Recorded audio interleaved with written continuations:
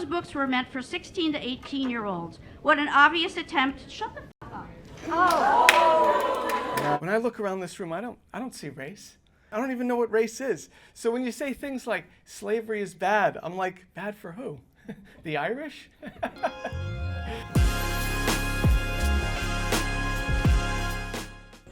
Where's the comedian? Right next to you. Oh, you're going to come make fun of parents tonight. That's fun. Thank you. You'll be making fun of me. I appreciate that. Thank you. Yeah, it's very classy. You need my school district to help your career? What? Yes. Yes. Absolutely. Yeah, that's why he's taking videos of the prayers so he let's can make look. fun of the religious people. It's Oh, very that's Are they nice. praying? Oh, We don't yet. well, it's freedom of speech. It sure is. Yeah, sure. You know, You establishment got to come clause, from New York to make fun of parents. all the way from New York. That's nice. Because you're here to make fun of parents, right, in Central Bucks School District. Do you mind if I take your pictures when announced that the New York comedian's here? You can do that. I'll put you and Bob together. Let's do that as one post together. We have a politician here campaigning for a commissioner seat and a comedian from New York, all at Central Bucks School District tonight. I know. No, he's the comedian. He's just here to make fun of parents. Him. He's the comedian. What's his name? I heard about that. Walter. Yeah, he thinks it's funny famous. when I don't know our if children go to I don't know school. if that's really his name. Use it as like a joke. It's like funny. Yeah. It's real funny. Who's coming next? The Biden? Is he showing up? Is he going to walk in here? Who's coming? You like that one? That was good. I'm like a comedian too. You are. These candidates lie and try to convince you of a book ban and that their rival candidates do not support LGBTQ students simply because they do not support allowing sexually explicit material within our schools. There is no book ban. There never has been. There is a common sense policy allowing the removal of inappropriate sexually explicit materials from our schools. There is no book ban.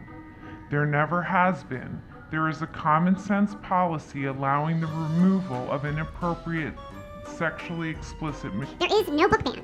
There never has been. There is a common sense policy allowing the removal of inappropriate sexually explicit materials from our schools. That is it. Voters need to ask why these candidates are so hell-bent on providing sexually explicit materials to minor children within our schools, and why this is the lifeblood of their campaign. Why do they believe graphic images of men giving another man a blowjob is so critical to the education of our children? But that's what these Democrat school board candidates think. They had a security guard try to kick me out of the meeting for not wearing a mask, which I had a mask on. They had a security guard follow me around the building, and I wanted to know who runs the county Twitter account. Nobody would answer me. Bob Harvey wouldn't answer me. So I went up. They have an information window that you can get information from.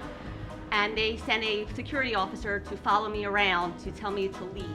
Biological sex is an immutable characteristic, which includes inherent advantages or disadvantages in athletics, and they cannot be erased by hormone-suppressing drugs. Males and females are different. Those who deny this are putting the safety of female athletes at risk. Walter here. Yes. I'm here today to talk about these woke schools that are failing to educate our children. Why aren't we teaching our kids science and math? Is it because we can't pay for science and math teachers after the school superintendent voted to give himself a 40% raise? No! Is it because Moms for Liberty is actively campaigning for school board seats, targeting teachers they don't like? No! Is it because the district is being sued by its own teachers over equal pay? No. The real reason kids aren't learning is socialism. When I was in elementary school, I had a teacher who would reward his favorite male students by taking us on camping trips. Sometimes I was such a good student that it would just be me on that camping trip. But now, because of gender ideology, that same teacher isn't allowed within 500 feet of a school, and the police took away his van and confiscated his guns. When I look around this room, I don't see race. I don't even know what race is. So when you say things like slavery is bad, I'm like, bad for who? The Irish? I brought with me today a book that is available to children of all ages in the school's library. This book is filled with overt sexual acts, violence, it celebrates mass killings, and it's being used to indoctrinate our children. I'm going to read you some passages from this book, and you tell me whether or not this book is appropriate for your children. The Lord tried to kill Moses, but Zipporah used a sharpened stone and cut off their son's foreskin and rubbed the bloody ring on Moses' feet, saying, "You are now my bridegroom." This made the Lord leave Moses alone. If a slave owner beats a slave, male or female, with a stick so severely that the slave dies immediately, the slave owner should be punished. However, if the slave survives a day or two, he should get back to work. The slave is the owner's property. The Lord regretted ever creating human beings, and he was sad, so the Lord said, "I will wipe all the human race off the face of the earth. And while I'm at it, I'll kill the livestock and the crawling things too. I'll even kill all the birds in the sky. I wish I'd never created any of them in the first place. Now, do you think a child should be reading this book full of sexual violence and genocide? I hope this book is banned all the way from K through 12. Books don't belong here at all. This is a place of learning. Ban this book and let's focus on science, math, and raising administrators' pay. Thank you. Thank you. I started teaching in 1964. There can be sadness tied with teaching. Kids can be harmed. I've known students who hung themselves, who shot themselves, who overdosed on heroin, who passed a gun around at parties while the parents were home, who built pipe bombs in their basements while their parents were upstairs watching television. I once removed a pipe bomb from a bus at East moments after students had gotten off. There was an awful pipe bomb explosion at East during a lunchtime that I dealt with. These are children. Of the thousands of students I have known, not a single one, not one, has been harmed by a book. In fact, books for the students I've known have been a safe and protective haven. As for the LGBTQ students, we are aware that there is little place for them here. Policies 321 and 123.3 continue to marginalize and endanger our transgender people. All four policies are stridently supported by the Gals Against Liberty and Literacy cult. I understand that several of you on the board are card-carrying members. According to its leadership, the Gals Against Liberty and Literacy cult is an anti-student inclusion, anti-government, anti-gender identity, and firmly anti-public school. That a few in the community, with no basis in fact, smear candidate Rick Herring, an honorable, decent, and experienced man, is unconscionable. That they would smear Rebecca Carter Herring, who has worked among the lives of children for a quarter century, whose classroom is centered in kindness, beauty, and truth, is despicable. In August 2009, I put these words on the sign at the top of the Lenape Hill: "We are all welcome here." That is no longer the case, and that is a shame. I just want to say that spending all that time listing the things that you'll have to take away from kids because those terrible female teachers want equal pay is pretty ridiculous and a very clear campaign tactic. It's just another political stunt, like every meeting is beginning with political stunts. In March, I attended a school board meeting that was absolutely packed with students, and I saw a man with a concealed weapon. This is a man I've seen at several meetings using fake names, being disruptive. At that very meeting, he used a fake name. You asked him, and he lied. A friend reported the gun to security guards, but I didn't go with the friend, even though I also saw the gun. Why? Honestly, I was terrified. What I did do was I emailed the school board and the superintendent the next morning. What I did receive was a cease and desist from the man who had the concealed weapon, claiming that I was going around on social media and lying about him having a gun at a school board meeting. No one, besides the people on that email, knew that I had seen the gun. There were no RTKs put in at that time. I certainly did not post about it anywhere because I was terrified. Please tell me, how did this man know that I reported him to you? How did he know? There's also been some question in this community as to whether there was in fact a gun in the meeting at all. But again, this is directly a result of your action. You received a letter from Officer Logan, which I can email you if you've forgotten,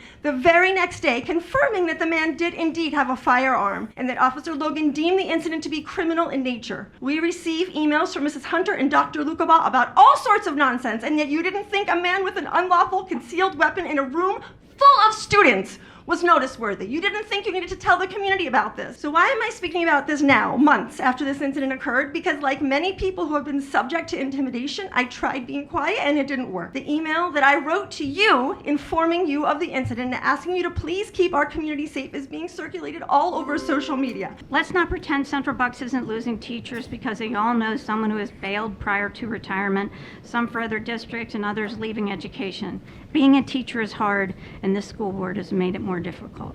Way to go. You don't get to deflect a bullying claim by concerned parents by turning around and calling those parents bullies. That's gaslighting, and this community is not going to stand for that. This current board majority and administration cannot run from its many expensive, worst practices in education, such as spending over $1.2 million on homophobic legal defenses and PR efforts in an attempt to, number one, defend their book and pride flag banning policies, which were written with the help from the far right Independence Law Center at the request of Board President Dana Hunter. Number two, cover up the fact that this administration has not addressed the bullying of LGBTQ students that goes on every single day in our schools. If you had just taken the suggestions from the ACLU to make things better for our students, we wouldn't be in this horrendous, National disgrace of a mess. Number 3, most recently, the board majority pushed through a 40% raise for the superintendent in only his second year of a 5-year contract without any discussion or clear rationale for doing so. That's $90,000 per year plus hefty benefits costs to us taxpayers. Over 50 books remain on the chopping block due once again to the worst practices in education policy by the board majority. And about the 2 books that were actually banned, it is egregiously unethical for this board majority and the Republican candidates running in November to argue that your Democratic opponents want porn in the hands of 5-year-olds. What a load of horse manure. Those books were meant for 16 to 18-year-olds. What an obvious attempt. Shut the fuck up. Oh. Nice. Obvious attempt to distract and bamboozle the voters. And by the way, if you really think the book Genderqueer is porn, yet you mailed images of the book to 17,000 homes in Central Buck, you have broken the law. I speak to more and more people who know of teachers resigning earlier and young teachers not applying to CBSD because of the chaos that has put us in the national news regularly. I am also hearing from many realtor friends that people are starting to not want to look for homes in CBSD or are moving away out of fear for what's to come if these far-right extremists continue to run our district. These worst practices in education are hurting everyone in our community. Instead of passing policies that serve to break this community apart, hurt our schools and marginalize children, we need a school board and administration that focuses on best practices in education. That's what Rick Herring and his fellow CBSD Neighbors United candidates support. Please vote Democrat for school board on November 7th. Thank you. I see that the season of ugly has officially begun. For me, it started in July, when the Moms for Liberty decided it was acceptable to target children meeting at the Rainbow Room. Not for any type of medical care, but for friendship and fellowship. Obviously, they have the right to protest, which they could have done any night of the week. They chose the one night children would be there. Grown adults chose to bully children. Fortunately, despite late notice, this community came down in force to protect their own. Why don't you share with everyone in this room how many 5-year-olds currently attend middle school or high school, as that would be the only way those children could even attempt to access those books. People are sick of ugly personal attacks. It didn't work in the general election, it didn't work in the primaries, and it will not work in November. I understand that a storm is on the horizon. I am voting for Rick Herring because the harm that has been imposed on this district for the past 2 years cannot continue, and I believe he is the right person to bring sanity, fairness, and fiscal responsibility back. That does not mean that I have anything derogatory to say about his opponent, Mrs. Martino. I do not, nor would I ever. We just happen to have differing opinions regarding where this district needs to go. And therein lies the difference in campaigns. Tonight we got to hear the Oscar-winning speech here by Leila Casey about how she was scared to her wits because a man didn't use his name and I didn't know where he lived. Yet, tonight she sat near Walter, who falsified his address as Warwick Township because we all know he's in New York City. Yet, she didn't express any fear that he was here. Miss Delangelo didn't express any concerns. So, Miss Casey, when you put in your email, you have no right to privacy. Period. End of story. So take your crocodile tears and go elsewhere with them. So on 3/15, she sent in an email accusing an individual, who I've only met once, I don't really know the guy, that he had a gun.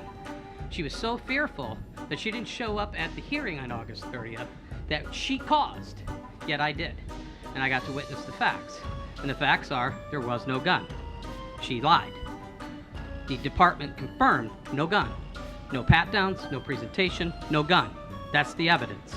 Mr. Del Rio has been banned from school board meetings only, but he's allowed to go to Cold Springs, yet Miss Casey doesn't have a problem with that. And then, interestingly, Miss Delangelo used all the same talking points at 11:47 on the evening of 3/14 to the rest of the school board. Certainly sounds like a lot of coordination. So Miss Delangelo, start taking some notes here because we have some answer we'd like from you. Who was the person that called you that evening to tell you about the gun? Because you refused to give it to the rest of the school board, you refused to give it to security. We want the name. Give the name up. So emails were sent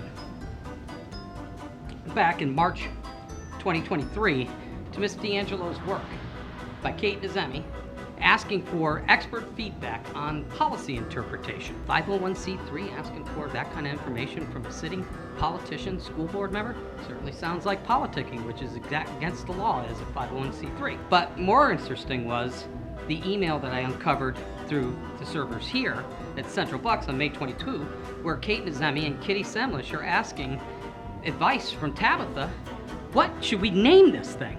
So Miss Delangelo, we would like to know, again, take notes. Are you a founder of the Advocates of Inclusive Education? So we also found in her emails where she states in an affidavit under the penalty of perjury that she was not conducting school business. Then we got an email from Kitty Semlish. You know, we hear from a lot of these people, this push is not about sexualization. And Kitty Semlish sent an email to all of you asking, do you have any data on sexual activity behavior of the minors at Central Bucks School District? Unbelievable. They're asking for this kind of invasive data. We want some answers, Miss Delangelo, and if you can't provide them, tender your resignation and expect more Oprahs coming to your work. You better tell the president, you better tell the general counsel, because if you did legal activities on those, you're going to face criminal charges. Doreen.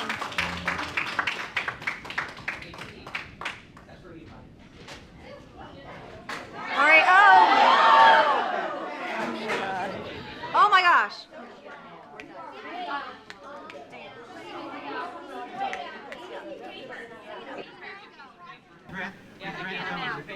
Deadly weapon.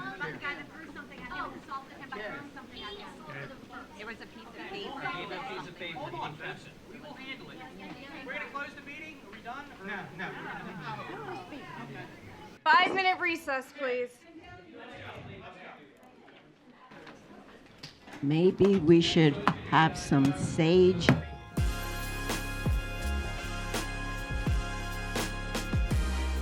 I am an employment lawyer. I look at contracts for a living.